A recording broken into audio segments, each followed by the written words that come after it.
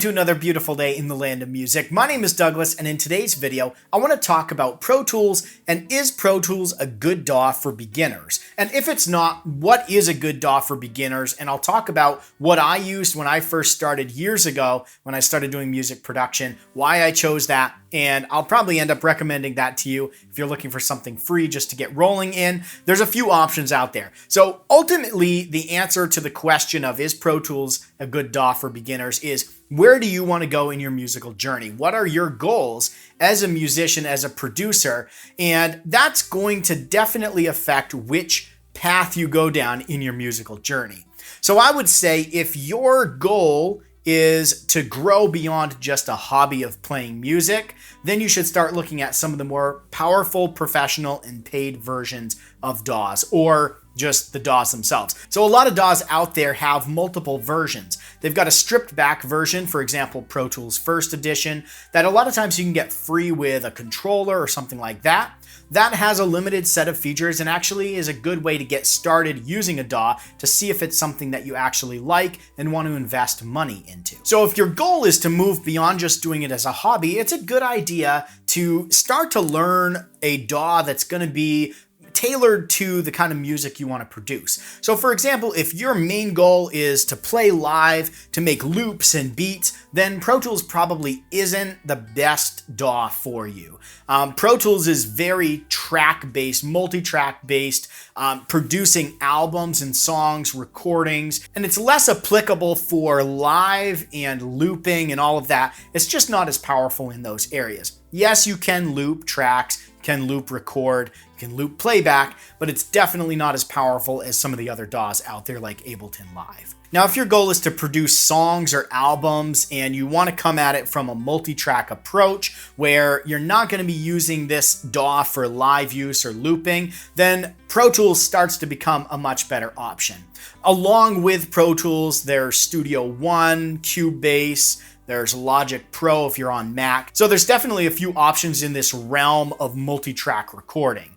And there's benefits to all of them, but Pro Tools has been around for a while and it's kind of become the industry standard inside recording studios. So if you were gonna record something yourself, but then you wanted to bring that in and have someone mix or master that, or move into bringing that into a studio to add some additional tracks, there's a good chance that studio is going to use Pro Tools. Yes, you may come across some studios that use a different DAW like Studio One or Cubase or Logic Pro, but with Pro Tools, it's pretty safe to say that they're going to be able to process and use those files. So that's something to keep in mind. But because it's an industry standard, there's a lot of support and a lot of help around using Pro Tools, as I'm sure there is for other DAWs as well. So it kind of comes down to a personal preference. Try the different DAWs, see which one's going to work for you. I started using Pro Tools because I wanted something that was going to be as close to the industry standard as I could. So if I ever moved into doing more professional production, I would be used to the software that the studios are using, at least mainstream studios right now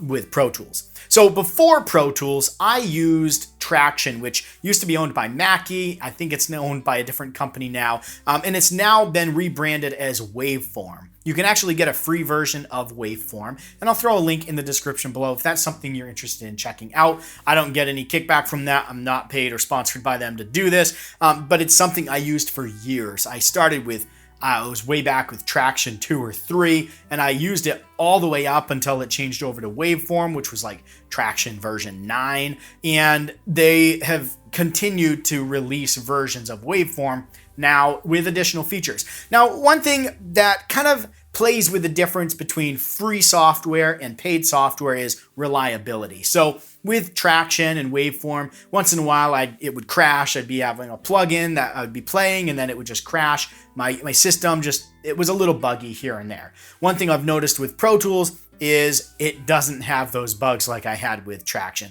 And you may not have that with some of the other paid DAWs out there, but Pro Tools has been around for a long time. And when you first access Pro Tools, you may think it looks a little archaic and old. And I think the reason is they found what worked and they kept what worked. And yes, they've done some little tweaks to the UI and stuff, but it really works, and it works well. Once you get used to the workflow and the user interface, it's got a bit more of a learning curve, but once you get used to it, it makes sense, and I really like the way that Pro Tools functions. I suppose that could be said for all the other DAWs out there. As you get to use them and know them, they become second nature, and you really come to appreciate what they have to offer. So I'm not trying to put other DAWs down, but Pro Tools is just the one that I chose to start using. I use the paid version of Pro Tools, and I love it. I think it's a great DAW. It works great with the controllers I have and my audio interface, the plugins I have. It just works really well and is really reliable, which is something that I was looking for in a DAW, to get away from those random crashes and those bugs,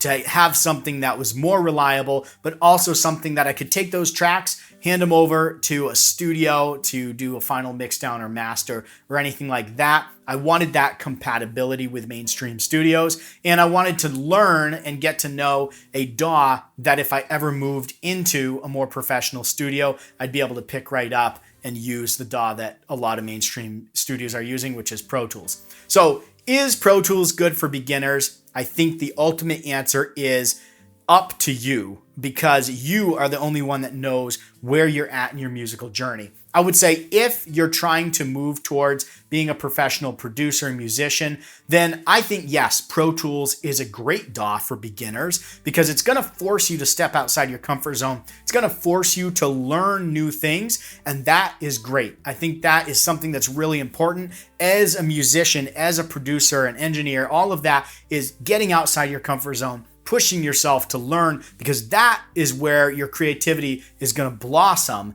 Is when you're stretching yourself, creativity kind of comes along there and it blossoms in those situations. So don't be afraid to step into something like Pro Tools that's going to be maybe a little bit more of a learning curve. Take that as an opportunity to learn and grow. And if you're serious about becoming a professional musician or a producer or anything like that, I'd take a look at Pro Tools, look at the features, look at what it comes with for plugins and virtual instruments, see if it's a good fit for you. And if it is, you can even try out the monthly subscription version for a little bit to see if it's something that you actually want to continue using and paying for. So this video, it's not sponsored by Pro Tools or any other DAW.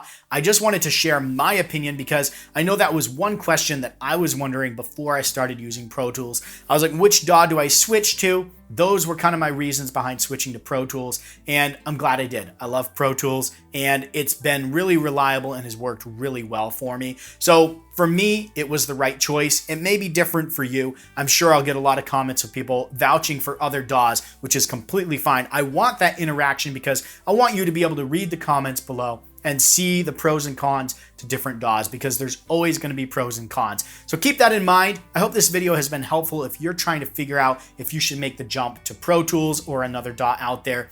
Doesn't make sense for you as a beginner. And I would say if you're looking to grow, then yes, it makes sense. Thanks for watching. Stay inspired and keep making that music.